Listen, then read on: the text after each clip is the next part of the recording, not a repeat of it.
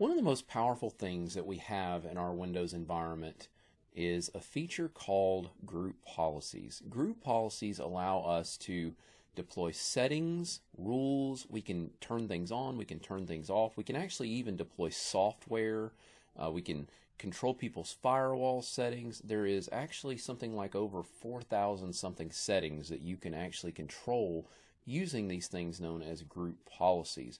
Now, group policies can actually be set in different ways.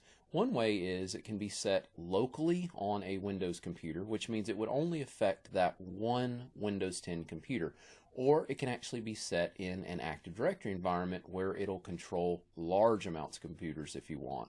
All right, now we're going to take a look to start with at the local side of all of this. And to do that, I'm going to go here to search.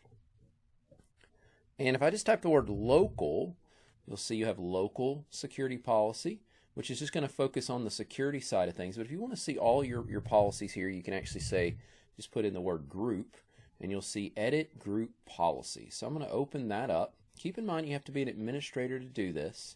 Okay, so here is our group policies right here.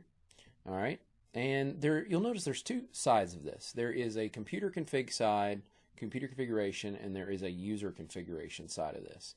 Okay, now the computer config side of this is going to apply settings related to the computer itself and how the computer interacts with Windows. And any policies that you turn on or turn off here is going to affect anybody that sits at this particular computer.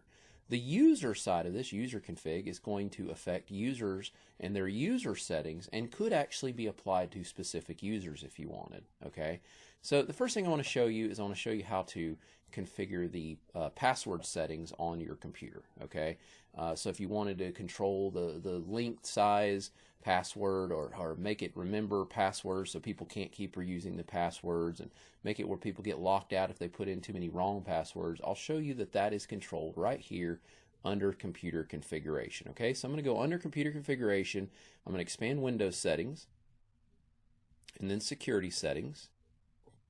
All right, and then you have account policies and then password policies. So here they are right here, the different password policies that are available to you. All right, and if I wanted to, I could go through the process. Let me zoom in a little bit for you. So again, it's computer config, Windows settings, security settings, account policies, password policies. That's how you get into this area here. So as you can see here, I've got some different policies that I could turn on or turn off. The first is enforce password history. This is going to make it where Windows is going to remember a certain amount of passwords, so a user can't just keep reusing the same password over and over and over again. Okay, then you've got maximum password age. This is the maximum amount of days that somebody can keep a password before they have to change it. You'll notice that that's set to 42 days. So after 42 days by default, somebody is going to have to change their password. Okay, the minimum password age is the minimum amount of time somebody must wait before they can change their password.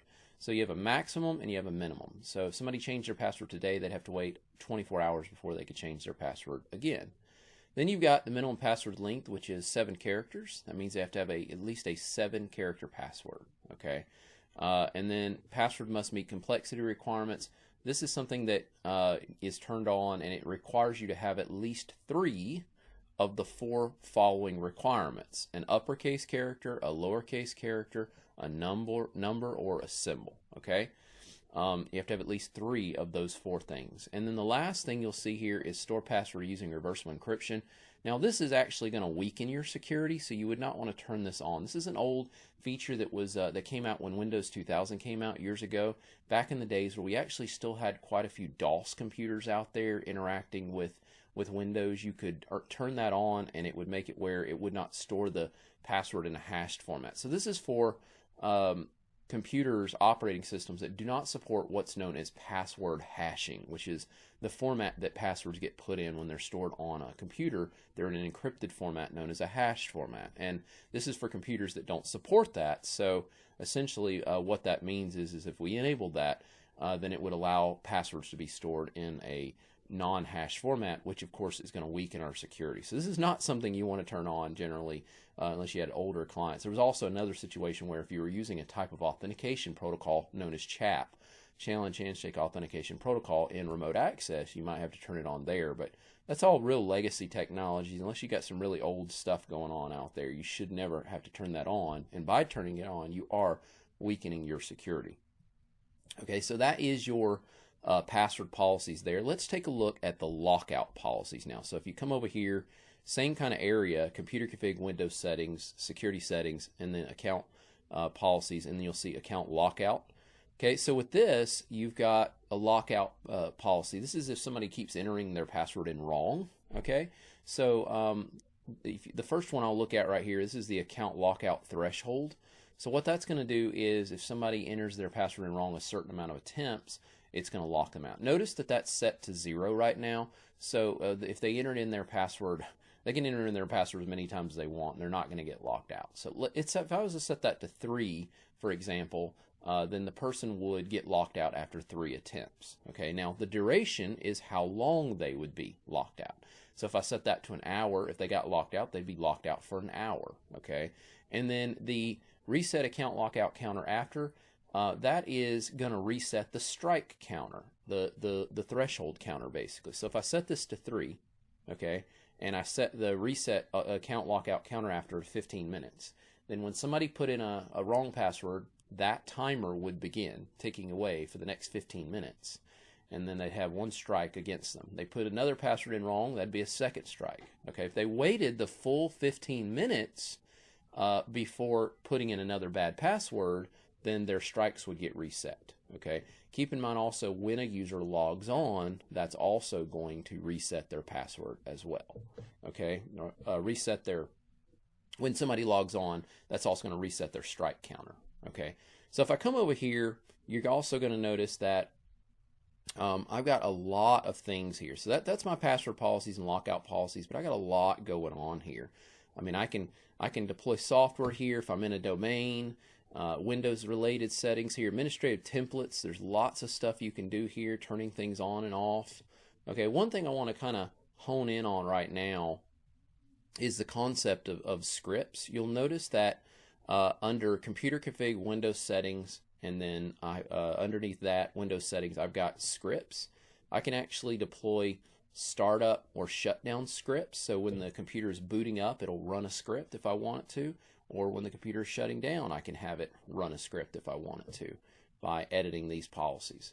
Okay, now over here, if I go under user config, Windows settings, notice I've got log on and log off. So if I wanted to apply a log on script, so when the user logs on, it applies a script, then I could do that. If I wanted to apply a log off script when the user is logging off and have it run something, I could do that. Now, I've got a little script here if I open up my File Explorer and I go to my C drive here, all right, and I've got a folder called scripts I've created, and I got a little log off script that I've created here, a little Visual Basic script. So if I wanted to apply that to this computer, all I would need to do is come here. Let's say it's a log off script. So I'm here on log on, log off. I can go to log off right here, and then I can add that script. All I got to do is browse to where it's at. All right, and here it is, the scripts folder, log off, and it's now applied. And at that point, this is gonna, every time the person logs off the computer, it's gonna run this script. Okay, keep in mind it's just this is just for this one computer because we're only applying the local policies. Okay, now again, that is using the local group policy editor, which gives you access to all the policies in Windows for the local machine. If you went over here and you typed the word local, as I said earlier, I could just open the security side of all this by clicking local security. This is just going to show you security related policies on this machine.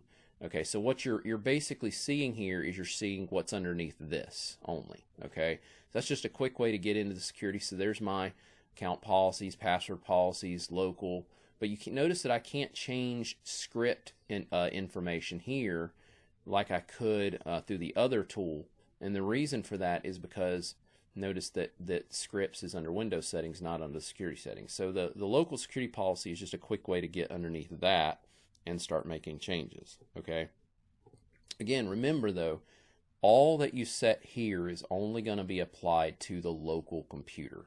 Okay, And when you do implement these local policies, they happen immediately. Whereas you're going to find when you apply group policies in a domain, they do not always happen instantly. Okay, but I'll explain that in this next little segment.